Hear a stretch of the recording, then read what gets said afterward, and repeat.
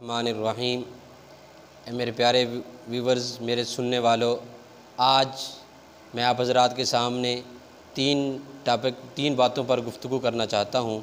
ہمارا main topic تو یہ ہے کہ وضو میں فرض کتنے ہیں، وضو کی فضیلت کیا ہے، اور وضو میں کون سا اعضاء کتنا دھونا ضروری ہے جن کے بغیر وضو نہیں ہوتا۔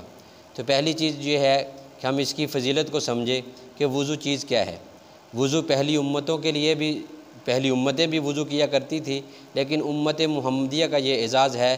میرے اور آپ کے پیارے پیغمبر صلی اللہ علیہ وسلم نے فرمایا، کل قیامت کے دن اللہ رب العزت مجھے توفیق دیں گے، میں ایک ہوں گا جسے سجدہ کرنے کی توفیق ملے گی، اور میں سجدہ کروں گا اللہ کی بارگاہ میں، پھر وہ میں ایک ہی ہوں گا جو سجدے سے اٹھوں گا۔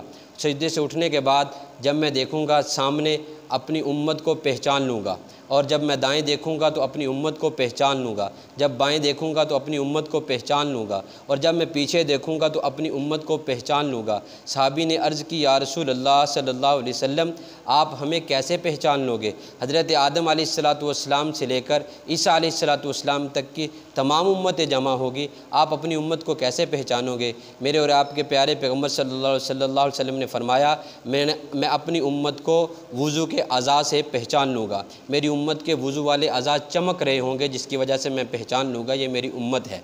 یہ مشکوٰۃ شریف کی حدیث مبارکہ ہے جو میں نے آپ کو جس کا مفہوم بتایا، اور مسلم شریف کی حدیث مبارکہ ہے، روضۃ الصالحین جلد اول میں موجود ہے، 129 نمبر حدیث مبارکہ ہے۔ اس میں آتا ہے کہ اللہ کے نبی صلی اللہ علیہ وسلم نے فرمایا، حضرت ابو ہریرہ رضی اللہ تعالیٰ عنہ بیان کرتے ہیں، اذا توضأ عبد المسلم، کہ جب مسلمان بندہ وضو کرتا ہے یا مومن بندہ وضو کرتا ہے تو اپنے چہرے کو دھوتا ہے۔ چہرے کے دھونے کی وجہ سے اللہ رب العزت چہرے میں جو آنکھیں ہیں دیکھنے کی وجہ سے جو گناہ ہوتے ہیں، اللہ رب العزت اس چہرے کے دھونے کی وجہ سے معاف فرما دیتے ہیں۔ پھر جب اسی طرح بندہ اپنے ہاتھوں کو دھوتا ہے، یعنی کہ ہاتھوں کو کوہنیوں سمیت دھوتا ہے، تو اللہ رب العزت ہاتھوں سے جو گناہ ہوئے ہوتے ہیں ان کو وضو کے پانی کے ساتھ ہی بہا دیتے ہیں، گناہوں کو معاف فرما دیتے ہیں۔ پھر فرمایا، جو پاؤں جب آدمی دھوتا ہے تو پاؤں کے پانی کے ساتھ بہتے ہوئے گناہ جو ہے وہ بھی دھل جاتے ہیں۔ جو پاؤں کے ساتھ آدمی گناہ کرتا ہے، یعنی کہ گناہ کے کام کی طرف چلا تو اس کی وجہ سے جو گناہ ہوا تو وہ دھل جاتے ہیں۔ اور حدیث مبارکہ کا وہاں حوالہ دیا ہوا ہے کہ اس طرح کی حدیث مبارکہ اور بھی ہے جس میں آنکھ، کان، ناک، دوسرے اعضاء کا بھی ذکر آتا ہے کہ وضو کرنے کی وجہ سے جب آدمی وضو کرتا ہے اچھے طریقے سے تو وہ تمام گناہ معاف ہو جاتے ہیں۔ اسی طرح میں نے بہت پہلے خطیب یورپ ایشیا حضرت مولانا یحییٰ عباسی صاحب کا ایک بیان سنا تھا، وہ بھی کہتے ہیں کہ جب مومن بندہ مسجد کی طرف چلتا ہے تو اس کے اٹھنے کی وجہ سے، چلنے کی وجہ سے اللہ رب العزت گناہوں کو معاف فرما دیتے ہیں۔ اگر پھر بھی بچ جاتے ہیں تو پھر وضو کرنے کی وجہ سے معاف فرما دیتے ہیں، پھر بھی بچ جاتے ہیں تو پھر مسجد میں آیا، جب اس نے دعا پڑھ کے مسجد میں داخل ہوا تو پھر معاف ہو گئے۔ اگر پھر بھی گناہ بچے تو اللہ رب العزت کی بارگاہ میں جب اللہ اکبر کہہ کے ہاتھ باندھتا ہے تو اللہ رب العزت گناہوں کو معاف فرما دیتے ہیں۔ اگر پھر بھی بچتے ہیں رکوع کی حالت میں، رکوع کے اٹھنے کی حالت میں، حتیٰ کہ سجدے میں جاتا ہے جب آدمی تو اللہ رب العزت اس کے گناہوں کو معاف فرما دیتے ہیں۔ اس سے آگے منانے کا کوئی راستہ نہیں ہے کہ آدمی اپنی پگڑی اٹھائے اور کسی کے پاؤں میں رکھ دے، اور یہ اللہ کی بارگاہ میں سب سے قرب کا ذریعہ سجدہ ہے، تو جب آدمی سجدے میں سر رکھتا ہے تو اللہ رب العزت معاف فرما دیتے ہیں۔ یہ ہوگی وضو کی فضیلت۔ وضو کی اور بھی بہت ساری فضیلتیں ہیں۔ میرے اور آپ کے پیارے پیغمبر صلی اللہ علیہ وسلم کی عادت شریفہ یہ تھی کہ ہر وقت باوضو رہتے تھے، اور رات کو سوتے وقت بھی یہ مسنون عمل ہے کہ آدمی سوتے وقت وضو کر کے سوئے۔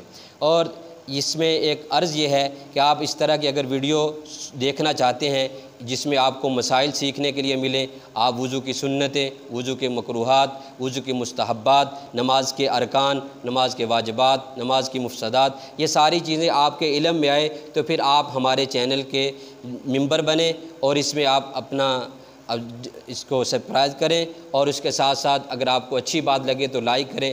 جو آپ کو مسئلہ سمجھ نہ آئے، مسئلہ آپ کو سمجھ آ جائے تو آپ اس کے اوپر کمنٹ لکھیں۔ تو آگے چلتے ہیں، وضو میں کون سا اعضاء دھونا کتنا ضروری ہے۔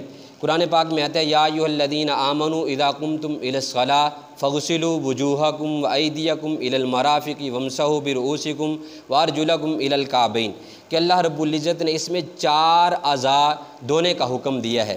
تو یہ 4 اعضاء جو دھونے کا حکم ہے یہی وضو کے 4 فرض ہیں۔ جب آپ سے کوئی پوچھے وضو میں کتنی چیزیں فرض ہیں تو آپ کہیں 4 چیزیں وضو میں فرض ہیں۔ 4 چیزیں کون کون سی فرض ہیں؟ 4 چیزیں: چہرے کا دھونا فرض ہے، ہاتھوں کا دھونا کونیوں سمیت فرض ہے، چوتھائی سر کا مسح کرنا فرض ہے، دونوں پاؤں ٹخنوں سمیت دھونا فرض ہے۔ اب دیکھتے ہیں کہ چہرہ کہاں سے کہاں تک دھونا ہے۔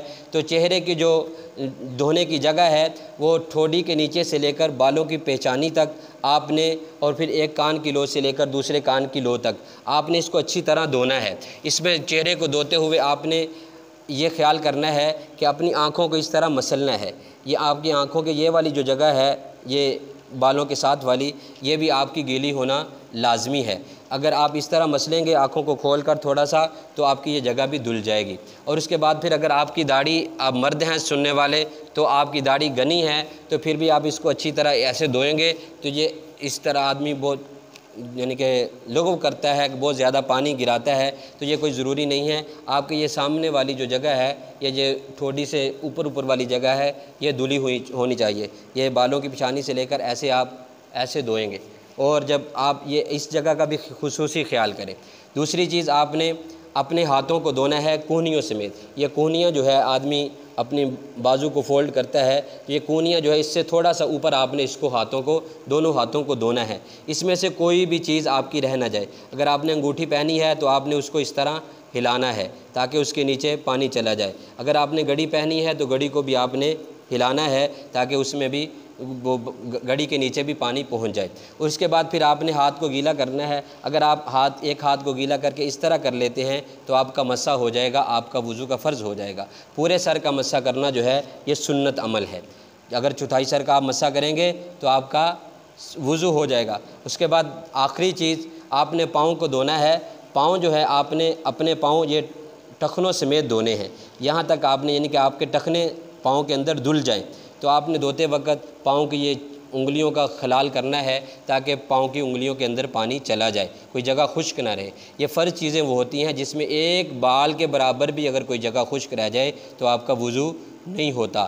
تو یہ آج کا مسئلہ مکمل ہوا۔ آخر میں دین کے سیکھنے کی فضیلت، جو آدمی ایک دین کا باب سیکھ لیتا ہے اللہ رب العزت اسے 1000 رکعت نفل پڑھنے کا ثواب عطا فرماتے ہیں، بلکہ اس سے زیادہ ثواب عطا فرماتے ہیں۔ تو اس لیے آپ ہمارے چینل کے ساتھ جڑے رہیں تو انشاءاللہ آپ کو ہر روز کوئی نہ کوئی دین کا باب سیکھنے کو ملے گا۔ اس لیے اب دیجیے اجازت۔ اللہ رب العزت ہم سب کا حامی و ناصر ہو، اور اللہ تعالی ہم سب کے اس سننے سنانے کو قبول فرمائے۔